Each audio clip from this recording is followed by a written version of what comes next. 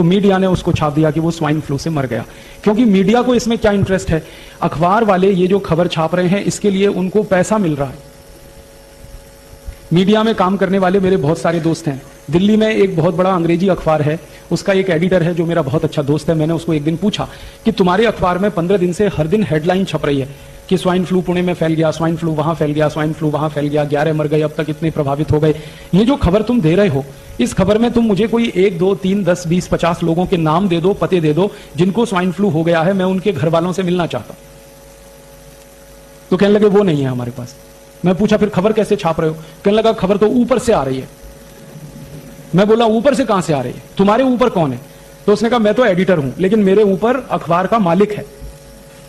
आप जानते हैं एडिटर मालिक के नीचे होता है। कहने लगा मालिक के यहां से खबर आ रही है और मालिक के यहां से यह आदेश आ रहा है कि यह पहले पेज पे खबर लगनी चाहिए और ऐसी जगह लगनी चाहिए जहां सबकी नजर पड़ती है। फिर मैंने पूछा इसमें खास बात क्या है जो पहले पेज पे लगनी चाहिए? तब उसने कहा इस खबर के साथ चेक भी आता है, ड्राफ्ट भी आता है, पैसे आते हैं, और जितने ज्यादा बड़े अमाउंट का चेक आता है उतने ही बोल्ड लेटर्स में हम इसको छापते हैं। फिर मैंने पूछा भाई तू ये बता कि कौन देता है ये चेक और ड्राफ्ट? तो उसने कहा एक कंपनी देती है। वो कंपनी कौन है? तो उसने तो मुझे नाम बता दिया, मैं नहीं बताऊंगा आपको। उसने कहा कि एक अमेरिका की कंपनी है, वो हमको चेक देती है, ड्राफ्ट देती है। उस कंपनी का क्या इंटरेस्ट है कि तुमको खबर छापने के लिए पैसा दे रही है? तब उसने मुझे बताया, मैं तो हैरान हो गया। उसने कहा कि ये सब खबर जो छप रही है अखबारों में ये प्रायोजित है। प्रायोजित खबर का मतलब समझते हैं? एडवर्टीजमेंट। जैसे जाहिरात छपता है ना, तो जाहिरात के रूप में खबर छपती है, खबर ही जाहिरात होती है। आप इस बात को समझ पा रहे हैं? खबर ही जाहिरात होती है और खबर को जाहिरात की तरह से छापा जाता है क्योंकि उसके लिए पैसा आता है। और जास्ती पैसा आता है तो पहले पेज पे छापते हैं, कम आता है दूसरे पेज पे छापते हैं, और कम आता है तीसरे पेज पे छापते हैं। किस पेज पर छपेगा वो पैसे से तय होता है। और ये जो एडिटर है ये कोई साधारण अखबार का एडिटर नहीं है, हिंदुस्तान में सबसे ज्यादा बिकने वाले अंग्रेजी अखबार का एडिटर है। और वो एडिटर का मालिक उसको आदेश दे रहा है कि ये छपना चाहिए, इसके साथ इतना चेक है, इसके साथ इतना ड्राफ्ट है। तो आप समझ लीजिए कि मीडिया में ये जो छप रहा है ये पैसे की ताकत से छप रहा है, इसमें सच्चाई नहीं है। बस एक ही बात है, दहशत पैदा हो इनके मन में, डर पैदा हो जाए इनके मन में, आतंक पैदा हो जाए इनके मन में, तो वो डर, दहशत और आतंक आप में पैदा करके तैयार कर रहे हैं आपको, क्योंकि थोड़े दिन में उनकी वैक्सीन आ जाएगी। वो वैक्सीन धड़ाधड़ आप खरीदें और लगवाना शुरू कर दें, इसकी तैयारी चल रही है। इसके लिए सारा खेल चल रहा है। मीडिया में 10, 20, 50 कोटी रुपए खर्च करके कंपनी हजारों कोटि का बिजनेस करने का सपना देख रही है। हाँ, यहां पे वैक्सीनेशन का काम ऐसे चलता है जैसे दूध और दही बेचने का काम चलता है। कि जैसा अभी बताया कि पत्नी का पति मर गया और उसके मन में इतनी दहशत और इतना डर कि उसने अपने पति के अंतिम शरीर को, माने आखिरी यात्रा को 5 फीट दूर से प्रणाम किया। माने दहशत इतनी जास्ती है कि जो धर्म पत्नी अपने पति के साथ सालों साल रही एक ही कमरे में, एक ही बिस्तर पर, जब उसको ये डर लग गया कि इसको स्वाइन फ्लू हुआ और उससे ये मर गया, तो दूर से ही उसने प्रणाम कर लिया। ये हद है, ये लिमिट क्रॉस हुई है डर की, दहशत की।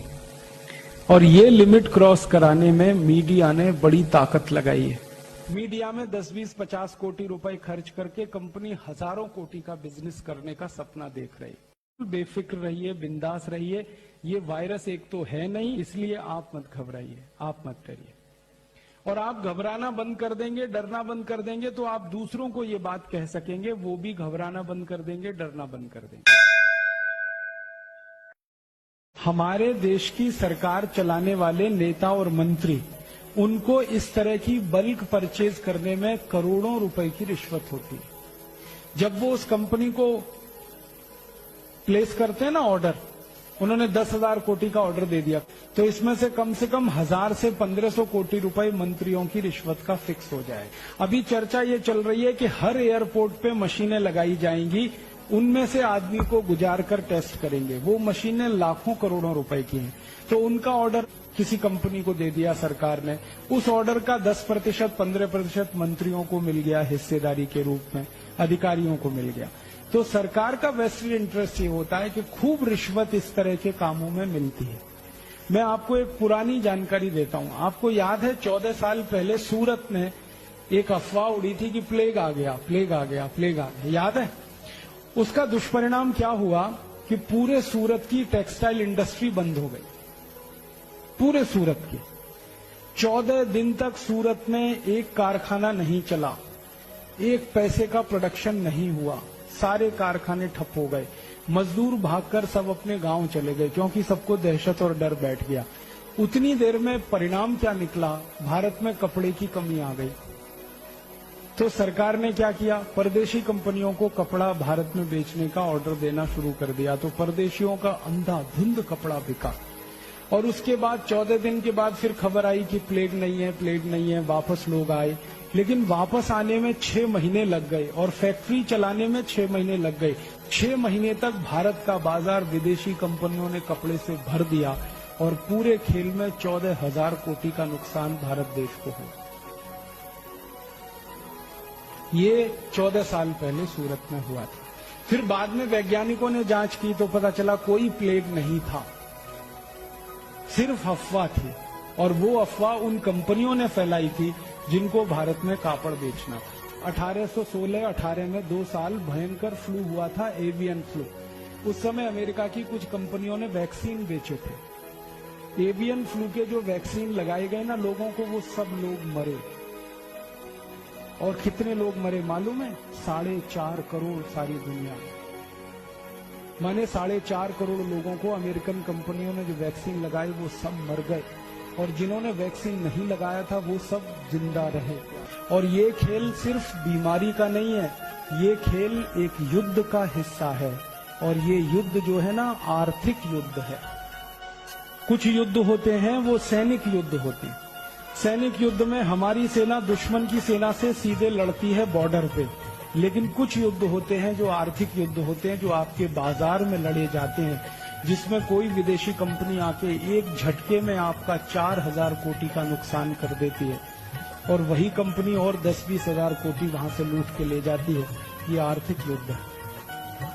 अब इस आर्थिक युद्ध में सैनिक आप हैं। सैनिक युद्ध के सैनिक बॉर्डर पे हैं। आर्मी के, एयरफोर्स के, नेवल फोर्स के सैनिक हैं। वो बॉर्डर पे देश की एक-एक इंच जमीन की रक्षा करने के लिए लड़ रहे हैं। तो आप देश के आर्थिक युद्ध के सैनिक बने, जो देश का एक-एक रुपया, एक-एक पाई, एक-एक धन की संपत्ति को बचाने की लड़ाई लड़े।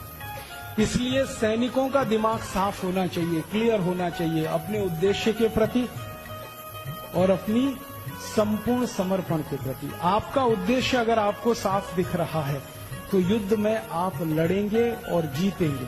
और अगर आपका उद्देश्य ही आपको साफ नहीं दिख रहा है तो लड़ेंगे तो सही लेकिन हारेंगे। इसलिए ये आज का कार्यक्रम रखा गया कि ये आर्थिक युद्ध भारत के खिलाफ शुरू हुआ है और इस युद्ध में बड़े बड़े लोग शामिल हैं।